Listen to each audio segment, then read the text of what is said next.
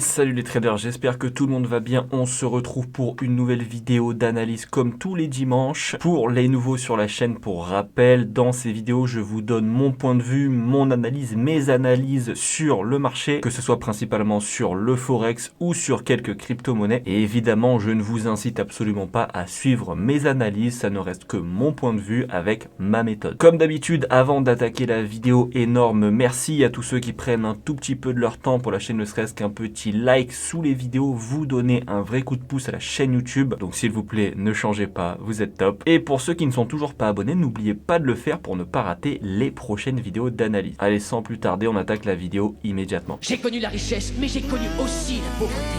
Et j'ai choisi la richesse à chaque putain de fois.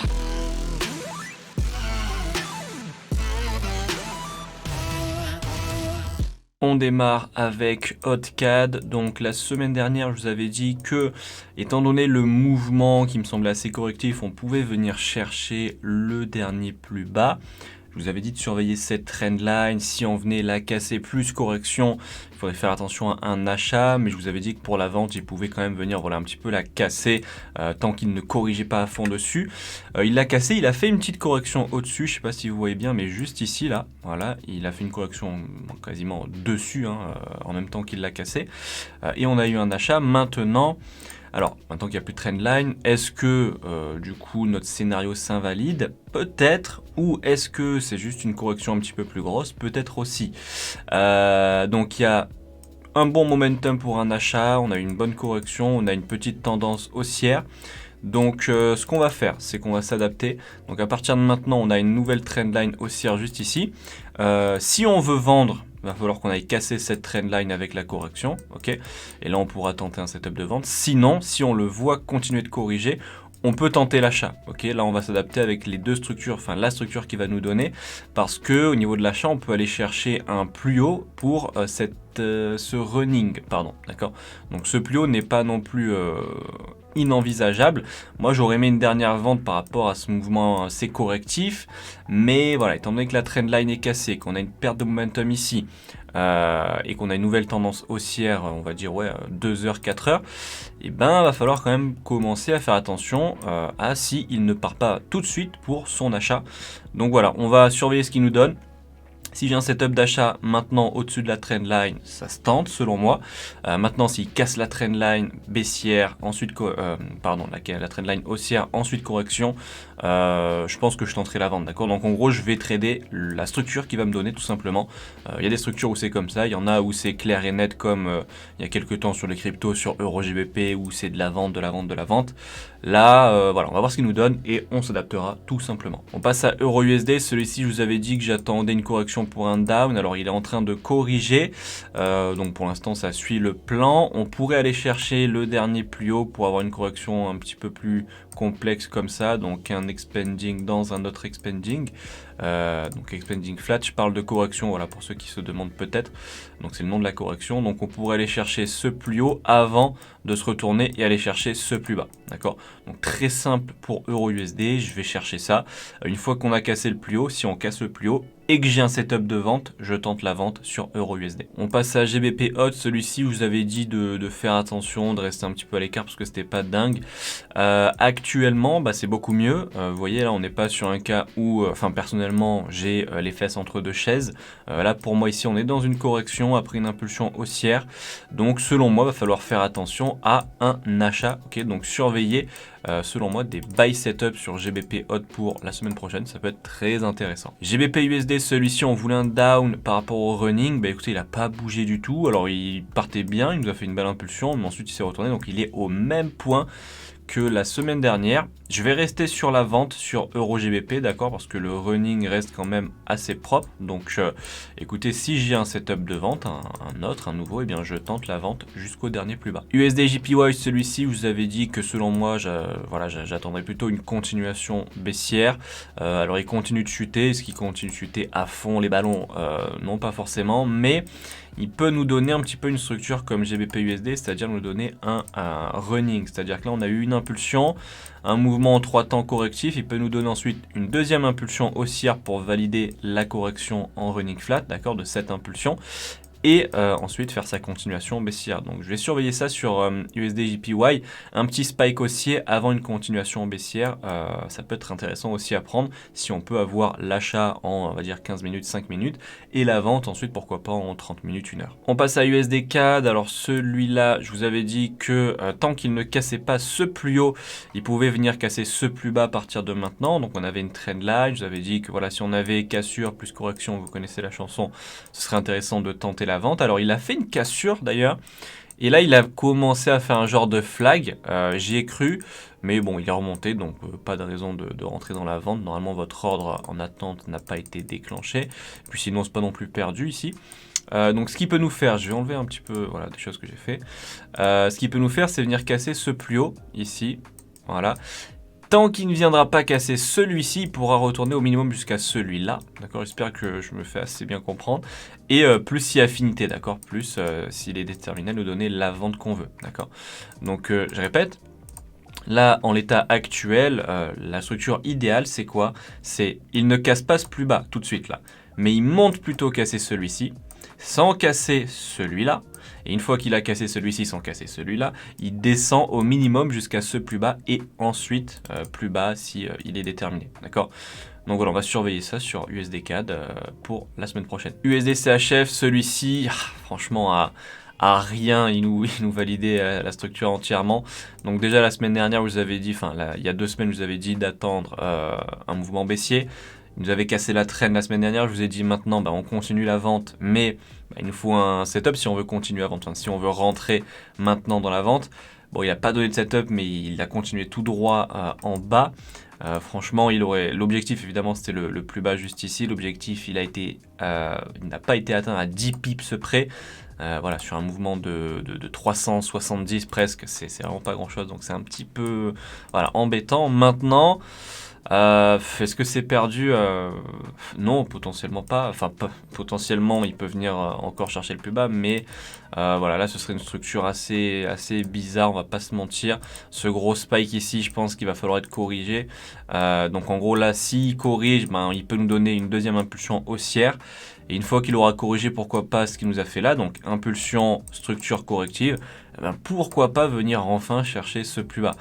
D'accord, ça c'est possible, mais là, avec la structure actuelle, j'aurais tendance à vous dire quand même faites attention à la continuation de la correction juste ici, pour ensuite aller chercher une nouvelle impulsion haussière. Je pense que ça peut se passer comme ça. On passe à EUR/GBP, alors celui-là parfait, magnifique, rien à dire. Donc il y a 2 semaines, pour rappel, l'analyse c'était quoi? On en était à ici. Je vous avais dit, moi j'attends quoi? Cassure du plus haut et une fois que c'est fait, retournement, cassure du plus bas.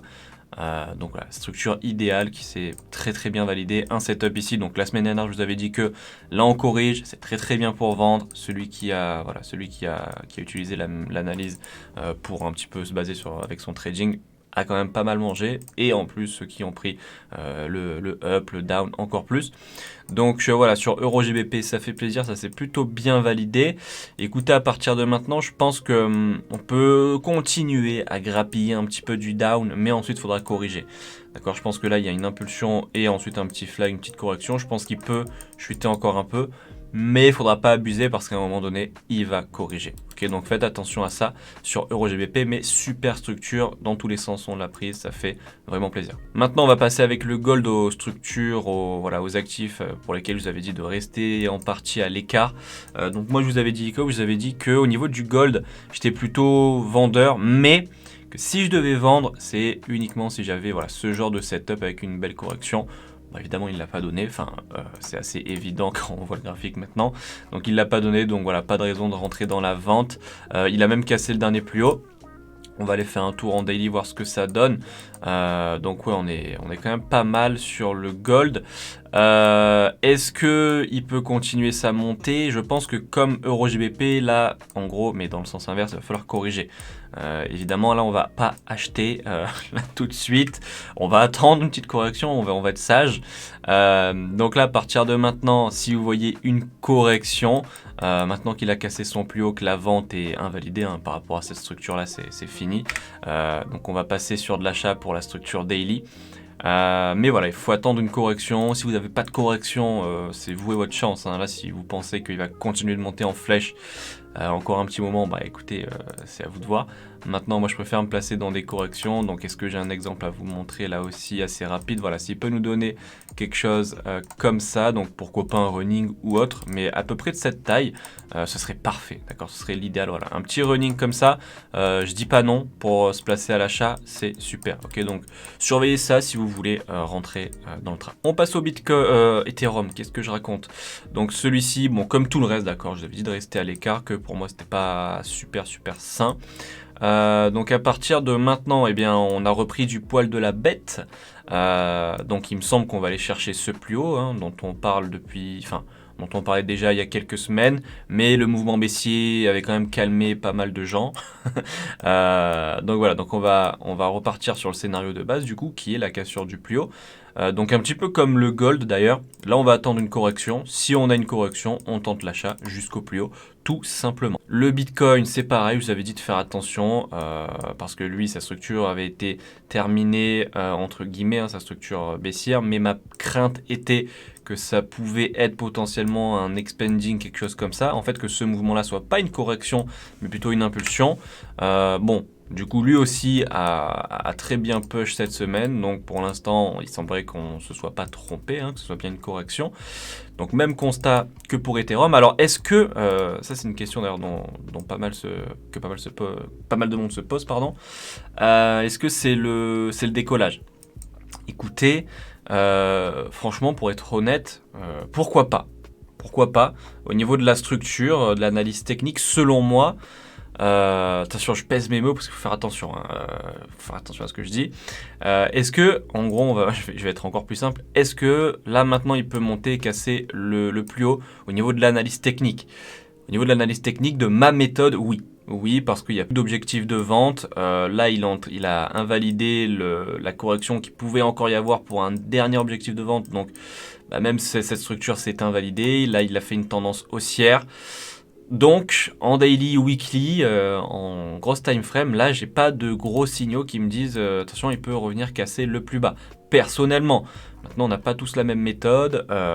Niveau fondamental, je sais pas ce qui peut se passer demain, mais je pense que si vous avez des corrections 4 heures dans le genre comme ça, dans le genre, bon voilà, on n'en a pas trop évidemment à l'achat ces derniers temps, mais dans le genre comme on a pu trader aussi comme ça, je pense que ça peut être assez intéressant parce que on sait jamais, sur un malentendu ça peut marcher, non, on sait jamais, vu qu'en daily c'est potentiellement le départ hein, en petit time frame, ben, pour moi c'est pas déconnant de pourquoi pas rajouter quelques positions long terme, plus trop trading avec voilà les moments où il fallait vendre ici, puis voilà pourquoi pas vendre ici aussi en petit time frame. Là, si vous avez une approche un petit peu investissement long terme, selon moi, ça reste que mon avis, absolument pas un conseil d'investissement. Voilà, c'est que mon avis, mais pour garder des positions long terme, à partir de maintenant, ça peut être intéressant. Ok.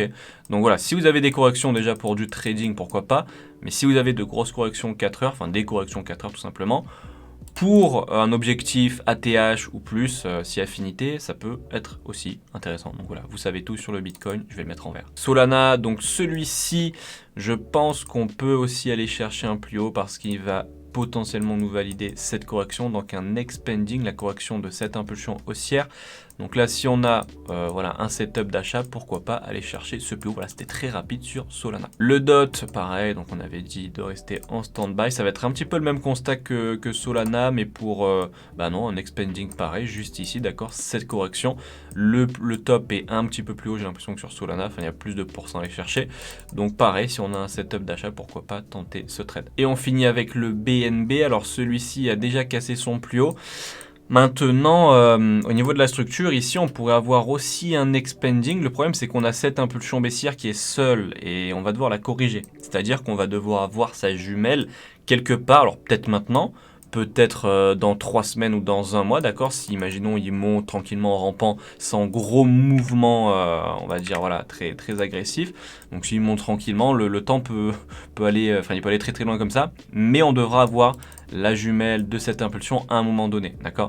Donc, si vous voulez vous placer sur le BNB à l'achat, selon moi, c'est bien d'attendre plutôt ce retracement-là, d'accord? Pour valider ce 1, 2, évidemment qui peut être plus haut, 3. Et une fois qu'on a ce retracement là, en gros, on pourra tenter la seconde impulsion haussière juste ici. D'accord? Maintenant, si on rentre avant ça, ben, ça peut être bien si il donne ce mouvement-là bien plus tard, mais pas cool si vous rentrez et que 2 jours plus tard, boum, il retrace et il perd, alors je sais pas combien, imaginons voilà ce mouvement, il perd 15%, d'accord? Donc voilà, faites attention à ça. Si vous voulez rentrer tranquille, si vous n'êtes pas pressé, attendez le petit retracement, il y en aura toujours, et puis comme ça vous serez assez serein. Bon voilà, c'est la fin de cette vidéo, j'espère vraiment qu'elle vous aura plu. Si c'est le cas, n'oubliez pas le petit like et le commentaire, ça fait toujours plaisir. N'oubliez pas de vous abonner également si c'est pas encore fait, afin de voir les updates de mes analyses. C'est tout pour moi, on se dit à la semaine prochaine pour une nouvelle vidéo, courte vie mais légendaire, comme d'habitude. Ciao.